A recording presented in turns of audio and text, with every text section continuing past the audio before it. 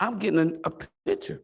We have to gather up the stories before we leave here, because we may need them in the week. Maybe that's part of why God is like, okay, yeah. Do Zoom and all like that. But y'all got to get back to being there, because you got to share stories. You got to share. Yeah, we got to look at each other, hug each other like that. That's really real and it's really meaningful. But do you think that God's thing is maybe I want them to change even the way they think about service? Tell the story of what I've already done this week past.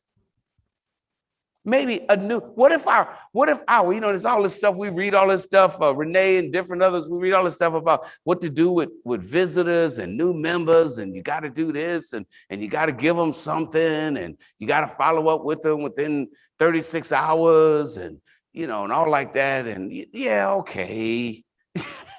There ought to be follow-up and whatever. But what if the holy follow-up was to, in an elegant way and non-oppressive, make sure that you took the opportunity to tell one of your, oh my God, in 90 seconds. Good to have you here. How you came. Could I tell you about what God did for me this week? Good.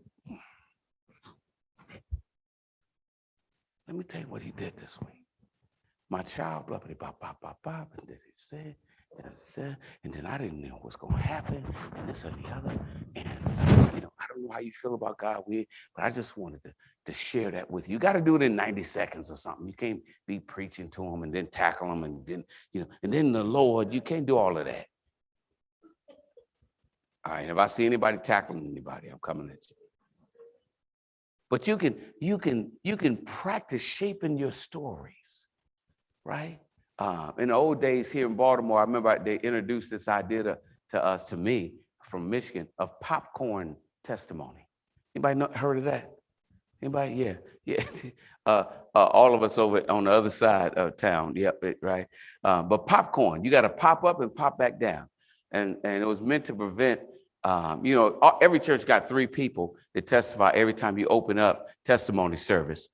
Am I right? Every church. It's like God spreads them around. Every church got them 2 to 3 people, and one tells the same testimony over and over and over and over. Number 2 rips, rambles, and says stuff that's like, Mama, I think she's lying. Shut up, baby. That's out to whatever. And then another one just can't. The old phrase, you can't tell it all. They never heard of that. I can tell it all if y'all give me time, right? And so they invented popcorn around that. It's like, just get up and tell some goodness of God and sit back down, that kind of thing. And so anyway, the idea is that of us being able to plan to tell one another how good God has been.